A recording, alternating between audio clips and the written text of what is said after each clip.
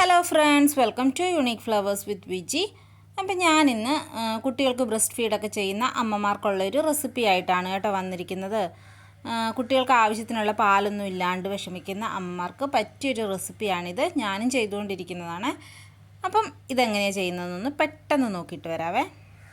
അപ്പോൾ ഈ റെസിപ്പിക്കായിട്ട് ഞാനിവിടെ കുറച്ച് നിലക്കടല എടുത്തിട്ടുണ്ട്. പീനട്ട് റോസ്റ്റഡ് അല്ല കേട്ടോ, പച്ച നിലക്കടലയാണ്. ഇത് ഇങ്ങനെ തന്നെ കടയിൽ വാങ്ങിക്കാൻ കിട്ടും. അപ്പം ഒരു ടേബിൾ സ്പൂണോളം എടുത്തിട്ടുണ്ട്. അപ്പം ഞാനതൊരു ബൗളിലേക്കിട്ട് കുറച്ച് വെള്ളം ഒഴിച്ച് ഒന്ന് സോക്ക് ചെയ്യാനായിട്ട് വെക്കുന്നുണ്ട്. ഞാനിതൊരു ഓവർനൈറ്റാണ് വെക്കുന്നത്. ഒരു 5-6 മണിക്കൂർ വെച്ചാലും മതിയാകും. പിന്നെ നിലക്കടല എടുക്കുമ്പം നല്ല നിലക്കടല നോക്കി എടുക്കാനായിട്ട് പ്രത്യേകം ശ്രദ്ധിക്കണം.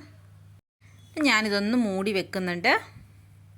അപ്പോൾ ആ പീനട്ട്സൊക്കെ ഓവർനൈറ്റ് ഫുള്ളായിട്ട് ഇരുന്നിട്ട് നല്ല പോലെ തന്നെ വെള്ളത്തിൽ കിടന്ന് സോക്കായി വന്നിട്ടുണ്ട്. ഇനി നമുക്ക് ആ കടലയുടെ സ്കിന്ന് ഇതുപോലൊന്ന് റിമൂവ് ചെയ്തെടുക്കാം. എല്ലാത്തിൻ്റെയും അതുപോലെ തന്നെ നമുക്ക് ചെയ്തെടുക്കാം കേട്ടോ. അപ്പോൾ ആ സ്കിന്നൊക്കെ റിമൂവ് ചെയ്ത് ഇതുപോലെ ഒന്ന് വൃത്തിയാക്കി എടുത്തിട്ടുണ്ട്. കേടായ കടലകളൊക്കെ ഉണ്ടെങ്കിൽ ഈ ഒരു സമയത്ത് നമുക്ക് എടുത്ത് മാറ്റണേ. അപ്പം നമ്മളിനി ഒരു മിക്സിയുടെ ജാർ എടുത്തിട്ട് അതിലേക്ക് നമുക്ക് ഈ സോക്ക് ചെയ്ത് വെച്ചിരിക്കുന്ന പീനട്ടൊക്കെ ഇട്ട് കൊടുക്കാം. ഇനി ഒരു 2 ടേബിൾ സ്പൂൺ വെള്ളം ഒഴിച്ചിട്ട് നമുക്കിതൊന്ന് അരച്ചെടുക്കണം. നല്ലപോലെ പേസ്റ്റ് പോലെ ഒന്നും കിട്ടത്തില്ല, വളരെ കുറച്ചല്ലേ കടലയുള്ളൂ. അതിൻ്റെ പേരിൽ നല്ലതുപോലെ തന്നെ ഒന്ന് ക്രഷ് ചെയ്തെടുത്താൽ മതിയാകും. അപ്പോൾ ആ കടലയൊന്ന് ഇതുപോലെ വേണം അരച്ചെടുക്കാൻ വേണ്ടിയിട്ട്.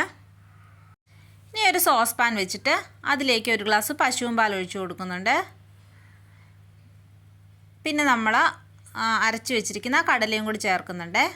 എന്നിട്ട് വേണം ഗ്യാസിൻ്റെ ഫ്ലെയിം ഓൺ ചെയ്യാൻ. എന്നിട്ടൊരു 3-4 മിനിറ്റ് ലോ ഫ്ലെയിമിൽ നല്ലതുപോലെ ഒന്ന് തിളപ്പിച്ചെടുക്കണം. ആ കടലയും കൂടി ഒന്ന് വെന്ത് കിട്ടണം.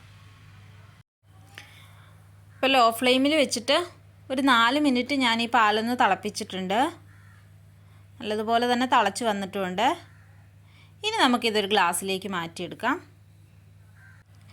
ഇതിങ്ങനെ തന്നെ കഴിച്ചാലും കുഴപ്പമൊന്നുമില്ല. ഇനി മധുരം വേണം എന്നുള്ളവർക്ക് ഷുഗറോ അല്ലെങ്കിൽ ഹണിയോ അതൊന്നും അല്ലെങ്കിൽ റോബസ്റ്റാ പഴം ചെറിയ പീസായിട്ട് കട്ട് ചെയ്തിട്ട് എന്തെങ്കിലും നട്ട്സൊക്കെ കട്ട് ചെയ്തിട്ട് കടിച്ചൊരു ഷെയ്ക്കിൻ്റെ ആ ഒരു ഇതിൽ കുടിക്കാവുന്നതാണ്. നന്നായിട്ട് തന്നെ ബ്രസ്റ്റ് മിൽക്ക് ഉണ്ടാവും. അപ്പം ബ്രസ്റ്റ് മിൽക്ക് ഇല്ലാതെ ബുദ്ധിമുട്ടുന്ന അമ്മമാരൊക്കെ ഇങ്ങനെ ഒരാഴ്ച ചെയ്ത് നോക്കിയിട്ട് അഭിപ്രായങ്ങളൊക്കെ പറയണേ.